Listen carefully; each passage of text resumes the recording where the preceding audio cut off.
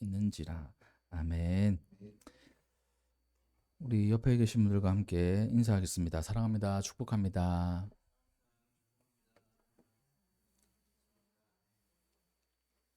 오늘도 함께 예배드리시는 우리 성도님들을 사랑하고 축복합니다. 오늘은 여호와 앞에서라는 제목으로 오늘 엘리야의 말씀을 한번 나눌 텐데, 이 구약 성경에서 가장 위대한 선지자가 누구냐라고 했을 때 바로 엘리야입니다. 엘리야. 이 선지자를 대표하는 사람인 거예요. 이 대명사입니다. 대명사. 선지자 하면 엘리야입니다. 왜냐하니까 그 큰 이슈들이 몇 가지가 있었어요. 그러니까 자기가 한마디 딱 뱉어버리니까 몇 년 동안 비가 내리지 않는 겁니다. 그러니까 그게 뭐 하나님의 뜻이기도 하지만 저는 그 성경 말씀을 볼 때 전체적으로 하나님의 계획 안에 모든 인생이 있다고 생각을 합니다. 그런데 그 계획 안에 있지만 그 모든 게 그 사람은 알 수 없잖아요. 그래서 사람이 하는 말이 하나님의 계획과 때로는 같을 수도 있고 때로는 다를 수도 있지 않습니까? 근데 엘리야가 하나님의 계획을 성경에는 나타나 있지 않기 때문에 저는 이렇게 생각하는 겁니다. 하나님의 계획을 몰랐지만 자기의 입에서 뱉은 말이 하나님의 그 생각과 같았던 거예요.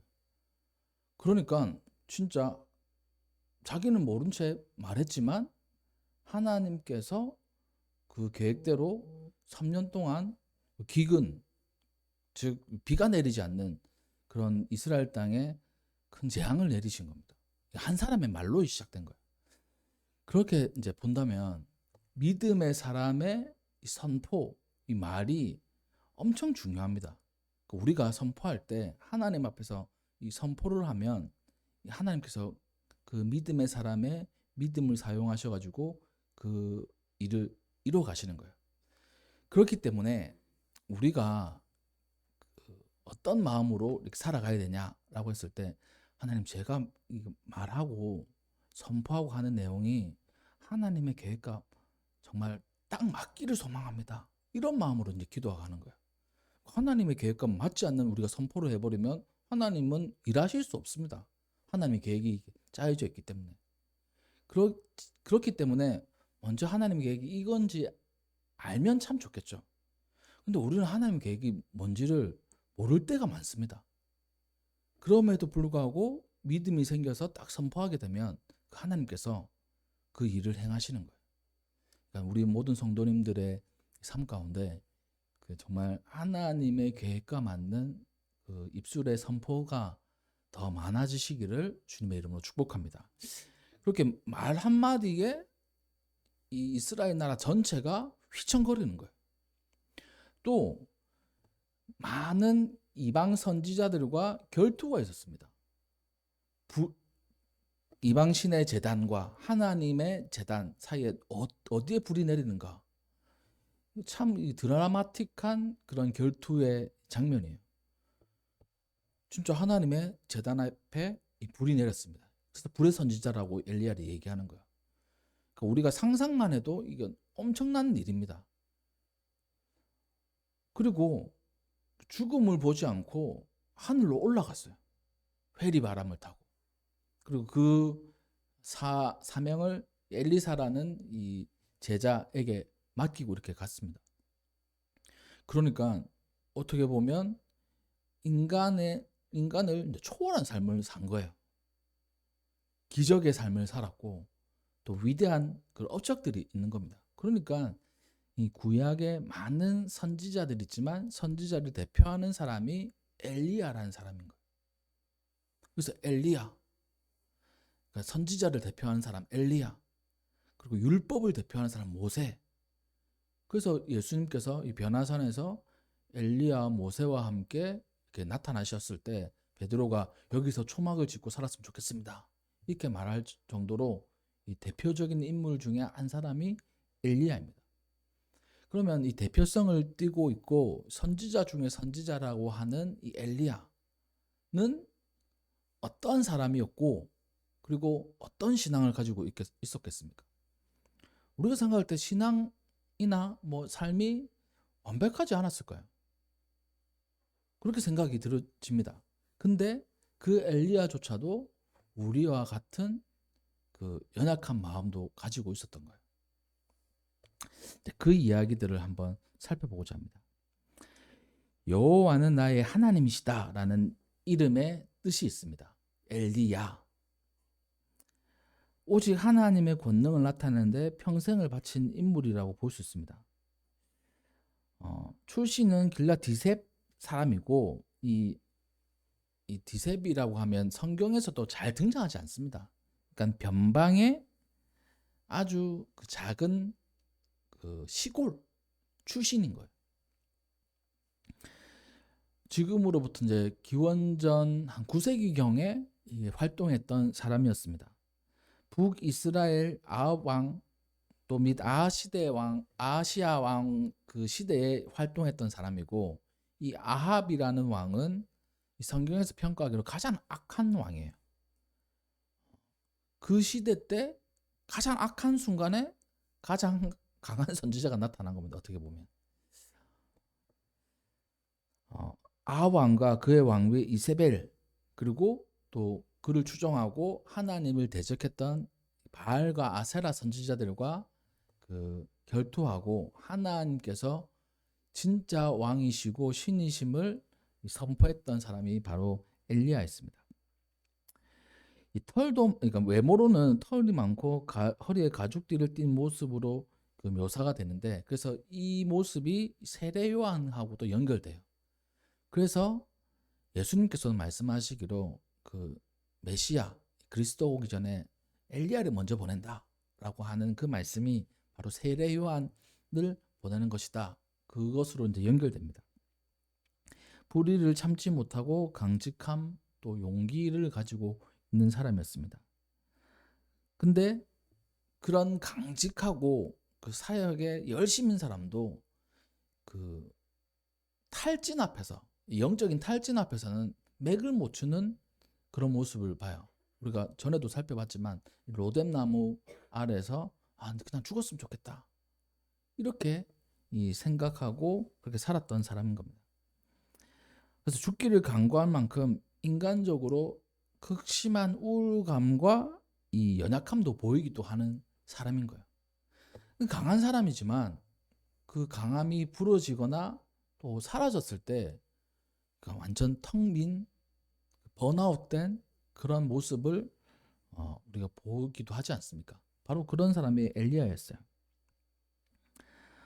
야고보서 5장 17절에는 우리와 같은 성정이 같은 사람이다라고 이렇게 기록하고 있습니다. 하지만 같은 비슷한 사람이지만 그는 하나님 앞에 철저하게 기도했고 하나님 앞에서 자신을 발견하고 어떻게 살아야 되는지를 다시 깨달았던 사람인 거예요. 오늘 그 큰 많은 일들이 있고 난 다음에 철저하게 탈진하고 번아웃되고 난 다음 다시 회복되는 과정을 한번 살펴보고자 합니다. 그가 그 가뭄을 선포했을 때 수년 동안 비가 오지 않았어요. 또 그 그리시네가에서 까마귀를 통해서 하나님께서 공급해 주셨고요. 사르밧 과부를 통해 가지고도 공급받고 죽었던 사르밧 과부의 아들을 살려내기도 했습니다. 갈멜산에서는 850명의 바알과 아세라 선지자들과 이 결투에서 승리했어요. 하늘에서 불이 내려오는 것을 통해 가지고 그렇게 그 큰 그 사역들을 감당했던 사람입니다. 한 가지만 해도 이게 대단하지 않습니까? 근데 이러한 사역들을 한 이후인 거예요. 오늘 본문 말씀이. 그건 이세벨이라는 사람의 한마디였습니다. 자기를 무너뜨리는 그 이야기가. 그러니까 갈멜산에서 850대 1과 싸워가지고 대승을 거뒀어요. 그 얼마나 그 의기양양하겠습니까? 인간적인 모습으로는. 근데 한 명의 그 왕후의 한마디로 인해 가지고 그 모든 게 와르르 무너지는 겁니다. 너 반드시 내일 내가 죽인다, 이 한마디를 들은 거예요. 그 이전하고는 전혀 다르죠. 850명하고 싸울 때 그 의기양양함과 그 믿음직스러운 모습은 완전히 사라진 거예요. 너 반드시 죽인다라는 그 말 한마디에 모든 게 다 무너진 겁니다. 그러니까 우리가 참 믿음으로 살아가고 또 인생을 열심히 살아갈 때 우리가 무너지는 거 뭐 여러 가지 외부적인 요인 또 환경 또 뭐 실패 이런 것보다 어떤 한 사람의 한마디로 인해서 우리가 무너질 때가 있어요. 그만큼 우리는 연약하다는 겁니다. 어마어마한 것으로 무너지는 게 아니고 그냥 한마디로 무너진 엘리야와 같이 우리도 때로는 그 한마디 때문에 무너질 때가 있다는 거예요. 그 무너짐은 한마디였지만 그것을 회복하기 위해서는 꽤 오랜 시간이 걸릴 수도 있습니다. 그러니까 우리의 마음을 잘 다스리고 점검을 해야 되겠죠. 그렇게 위대한 선지자이고 능력의 선지자이고 불의 선지자였지만 한 여인 왕후의 한마디로 인해서 인생을 완전히 나와 버릴 정도로 철저하게 무너진 겁니다. 그래서 막 도망갔어요. 도망가가지고 거기서도 하나님께서 이렇게 만지시고 보살피십니다. 결국에는 40일 동안 걸어서 하나님의 산 호렙산 또 신의 산이라 하기도 하죠. 40일 동안 거기로 이제 이동을 한 거예요. 호렙산에 도착을 한 겁니다. 하나님께서 거기로 가라고 하셨기 때문에. 그 다음에 이제 이야기가 오늘 본문 말씀의 이야기인 거예요. 거기서 하나님을 만나는 체험을 하게 됩니다. 물론 엘리야는 그 전에도 하나님의 음성을 듣고 하나님의 명령을 따랐던 사람이에요. 근데 하나님을 이제 실제적으로 본 겁니다. 실제적으로. 그 전에는 만났던 건 약간 피상적이었지 모르겠습니다. 오늘 본문 말씀을 한번 살펴보면 여기에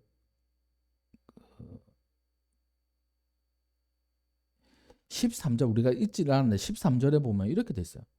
엘리야가 듣고 겉옷으로 얼굴을 가리고 나가 굴어기의 섬에 소리가 그에게 임하여 이르시되 이렇게 되어 있습니다. 그러니까 엘리야가 하나님의 세미한 소리를 듣고 나갈 때 그 전에 하나님과 완벽한 인격적인 체험이 있었으면 그냥 당당하게 나가거나 아니면 그 방법들을 알았을 거 아니에요. 근데 몰랐던 거예요. 겉옷을 얼굴을 가렸습니다. 그러니까 하나님 만나면 죽는다고 생각한 거예요. 그러니까 하나님을 보고 싶지 않았던 겁니다. 예전 고대는 신을 보면 죽는다고 생각했던 그런 생각들이 있었거든요. 그러니까 하나님이 계신데 본 사람이 없으니까 다 죽는다고 생각한 겁니다. 그러니까 이 엘리야도 이전까지 그 많은 능력과 또 기적을 행했지만 실제적으로 하나님 앞에 1대1로 선 적이 없었던 거예요. 자, 그러면 이걸 통해 가지고 우리도 한번 점검해 보는 겁니다. 실제로 우리가 하나님을 체험한 게 진짜 하나님과 1대1을 만나는 게 우리가 있을까? 하나님의 공급하심, 하나님의 음성, 하나님의 역사 우리는 많이 체험했어요. 근데 진짜 1대1로 하나님과 이 만난 경험을 한번 우리가 살펴보면 그러고 보니까 내가 하나님을 진짜 완전히 만난 적은 없는 것 같다. 엘리야처럼. 그런 걸 우리가 발견할 수 있는 겁니다. 실제로 하나님에 대한 체험이 없는 거예요. 그냥 피상적인 것만 있는 겁니다. 피상적인 것만. 하나님께서 이런 감동을 주셨어. 또 하나님께서 이렇게 인도해 주셨어. 그건 우리가 알아요. 하나님에 대한 진짜 완전히 하나님 앞에 자기 모습을 드러내고 하나님도 하나님 자신의 모습을 드러내신 적이 없었던 겁니다. 그 능력의 엘리야조차도. 우리는 어떻겠습니까? 우리도 마찬가지죠. 저도 이제 가만히 생각해 보면 그래요. 목사이지만 하나님과의 그 많은 경험들이 있을 거 아닙니까? 그래서 이 말씀을 통해 가지고 엘리야도 이 정도인데 나는 그 이전에 하나님을 경험하고 이렇게 그 이전의 경험들이 그 무가치하다는 뜻이 아니고 진짜 하나님과 1대1을 대면한 그 경험, 그리고 하나님 앞에서 나를 발견했던 그 경험이 있는가를 한번 살펴보는 거예요. 인생을 살다 보면 그 우리에게 여러 가지 뭐 시련이나 고통들이 있습니다. 또 많은 우리 인생을 뒤흔드는 이슈들이 있어요. 그런 이슈들 가운데 한 가지가 뭐냐면 이 나에 대한 겁니다. 나.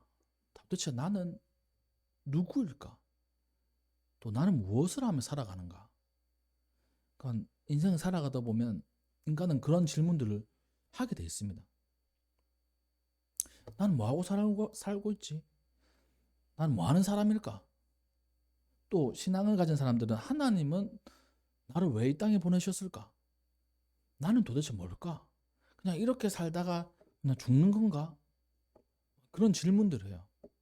그래서 많은 철학자들이 그런 질문들을 해가지고 진짜 나는 누구인가? 도대체 인간은 무엇인가? 라는 질문들에 대해서 막 각자의 이 철학을 가지고 이 대답을 하고 있지 않습니까? 그러니까 우리 신앙인들도 하나님 앞에 그 여러 가지 이 삶의 문제들을 통해 가지고 그 결론적으로 도달하는 것은 하나님 앞에 내가 누군가 이걸 깨닫는 거예요.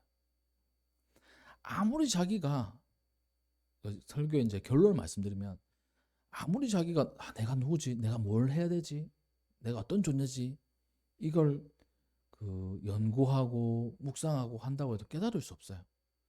우리가 누구인지를 정확하게 깨달을 수 있는 그 순간은 하나님 앞에 서는 순간밖에 없습니다. 하나님 앞에서 딱 섰을 때 내가 누구인지를 정확하게 깨달을 수 있는 거예요. 왜냐 하니까 하나님 우리를 만드셔서 그렇습니다.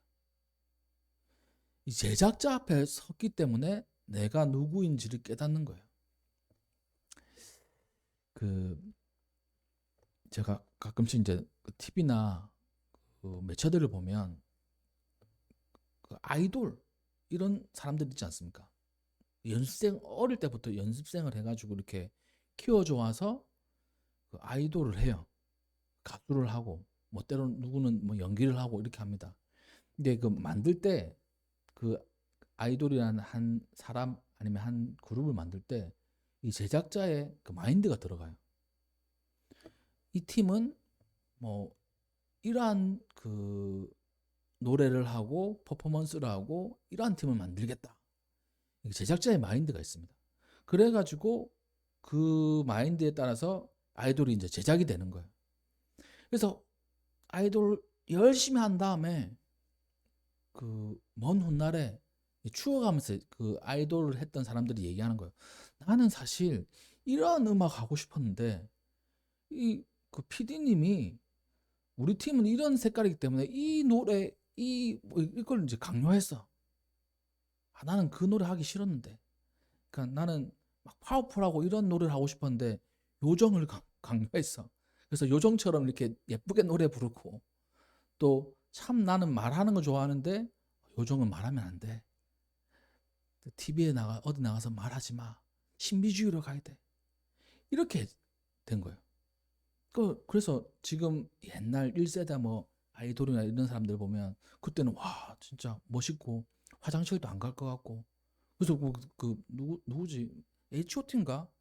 이 사람들은 KBS에서 그 방송 있으면 MBC에서 화장실 갔다가 이렇게 왔대요. 여의도에 있을 때. 막 그렇게 얘기하더라고요. 신비주의 한다고. 그러니까 자기 자신은 이렇게 살고 싶은데 제작자의 마인드에서 그렇게 살아간 겁니다. 그러니까 우리가 하나님 앞에 딱 이렇게 서면 하나님께서 우리를 어떻게 만드시고 어떻게 살아가시게 세팅해 놓는지를 우리가 아는 거예요. 우리는 이렇게 살고 싶은데 하나님께서 이렇게 만들어 놓으신 거야. 아, 그러면 내가 이 가수 생활을 할 때는 이러한 모습을 살아가는구나.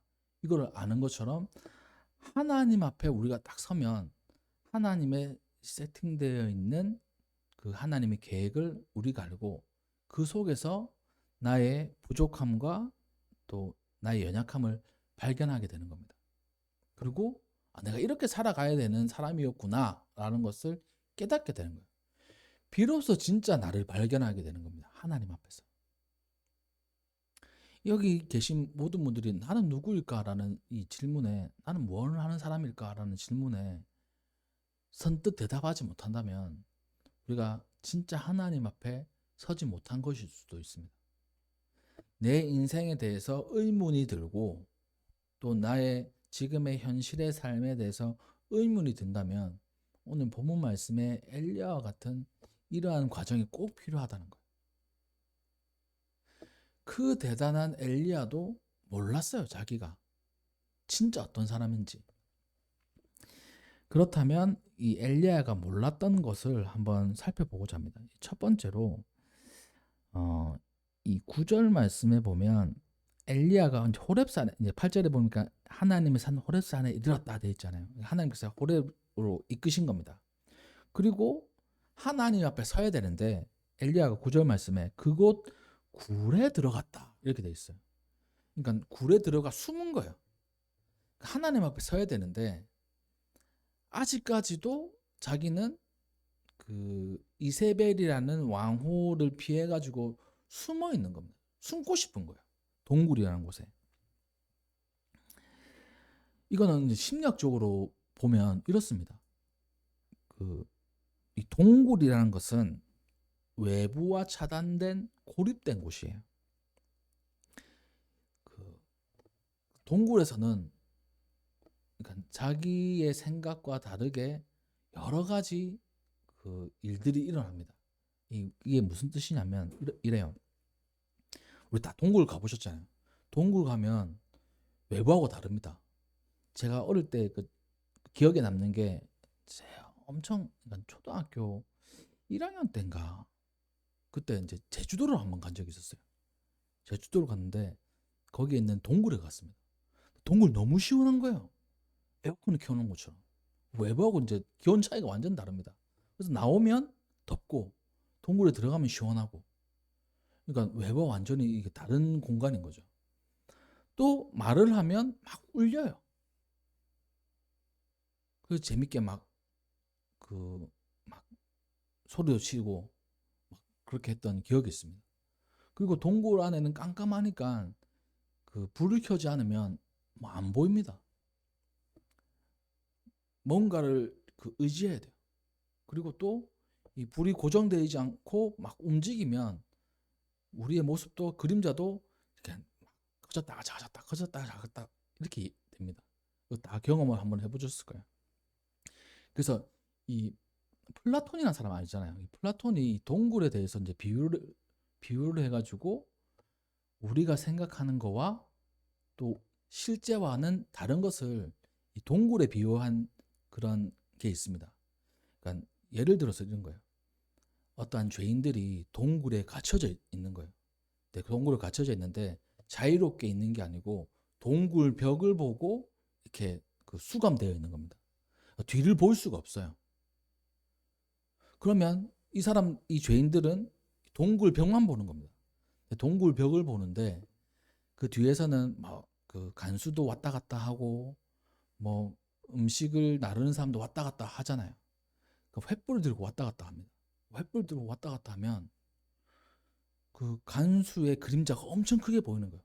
그 그림자 때로는 그럼 저 간수는 진짜 큰가 보다. 그 죄인은 그렇게 생각하는 거예요. 또 어떤 사람이 와요. 그림자 작아 보여. 저 사람은 엄청 작은 사람인가 보다. 그림자를 통해서만 그 뒤에 있는 상황을 유추해내는 겁니다. 실제하고는 다르죠. 그러니까 우리가 보는 세상이 이렇다고 이제 플라톤이 얘기를 하는 거예요. 실제가 아니고 이 동굴 벽을 보고 있는 우리의 모습일 수 있다라는 거예요. 그래서 다시 다른 예를 들면 우리가 그 생각할 때 우리의 앞으로 다가올 고통 엄청 크게 느껴져요. 또 지금 느끼는 고통 엄청 크게 느껴집니다. 동굴에서 이 쪼그려 앉아가지고 묶여있는 채 동굴 벽에 비치는 그림자를 보는 그 죄인들처럼 우리가 그렇게 생각하는 경우들이 있다는 거예요. 그 그림자를 실체라고 믿는 겁니다. 그래서 이 엘리야도 이 동굴에 들어가서 그 자기가 이제 지금 처해 있는 상황을 바라보는 거예요. 이제 난 죽었다. 난 실패했다. 이세벨의 칼날이 내 목을 이제 칠 것이다. 내 인생은 여기서 끝났다. 이렇게 생각하고 동굴로 숨어버리는 겁니다. 이거는 객관적인 진리가 아니고 엘리야가 만들어낸 엘리야의 두려움이 만들어낸 허상이에요. 그림자일 뿐입니다. 우리도 때로는 고난이라는 이 동굴에 갇히면 이 하나님께서 주신 그 은혜 이거 싹 까먹고 그 고난이라는 동굴 또 실패라는 거 또 아픔이라는 그게 크게 이렇게 우리에게 다가오는 겁니다. 그러니까 첫 번째 이 엘리야가 몰랐던 거, 그 위대한 선지자 엘리야가 몰랐던 거는 자기에게 다가오는 그 칼날 이거 하나님 앞에서 아무것도 아니라는 것을 몰랐던 거예요. 850명하고 싸울 때는 그런 거 개의치 않았습니다. 근데 그 이세벨의 이 칼날 이걸로 인해 가지고 이 삶이 완전히 주저앉아 버렸잖아요. 그런 게 우리 인생 가운데도 있다는 겁니다. 하나님께서 보호하시고 지키시면 우리를 해할 자 없어요. 그걸 모르고 아주 작은 또 아무것도 아닌 그 위협이 나에게 크게 다가오는 겁니다. 이 엘리야 그리고 나는 아주 작은 고난 때로는 위협 이것도 나에게 크게 다가오는구나. 내가 진짜 연약한 사람이었구나 라는 것을 깨달을 수 있는 거예요. 엘리야가 그걸 먼저 몰랐던 겁니다. 두 번째 엘리야가 몰랐던 것은 무엇이냐면 10절 말씀에 이렇게 얘기하고 있습니다. 10절 이제 하반절쯤에 보면 주의 제단을 헐고 칼로 주의 선지자를 죽였음에도 오직 나만 남았습니다. 그들이 내 생명을 찾아 빼앗으려고 합니다. 이렇게 얘기해요. 자기는 하나님 앞에 열심을 다했대요.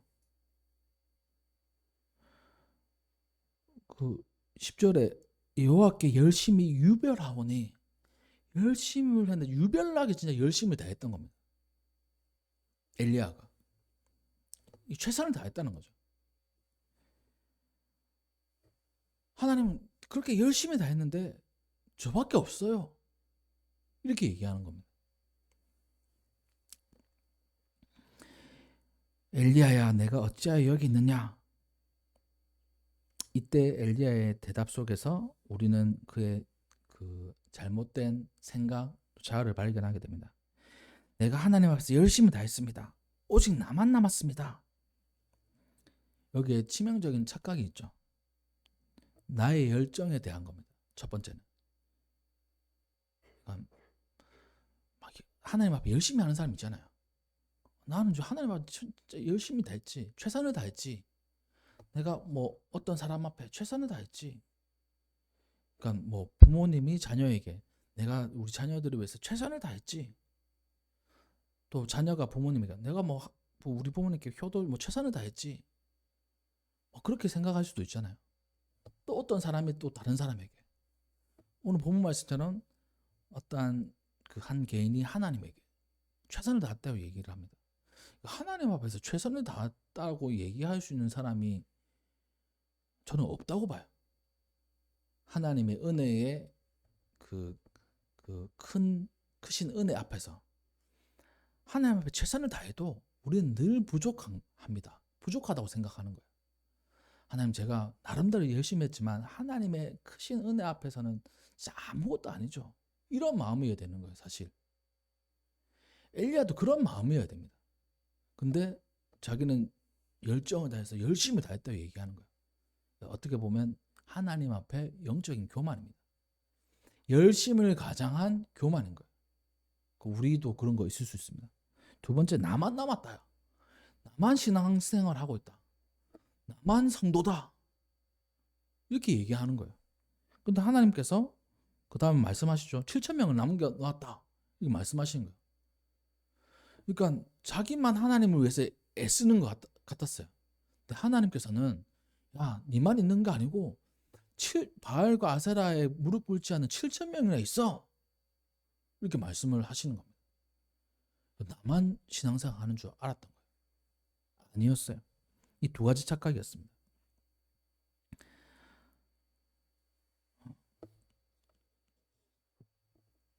어떤 한 그 오케스트라 그 악단에 여러 가지 그 악기를 하고 그게 이제 조화롭게 한 곡이 완성되잖아요. 그러면 저도 이제 그 찬양팀을 하거나 이렇게 할 때 그 저의 스타일이 있고 제가 추구하는 바가 있어요.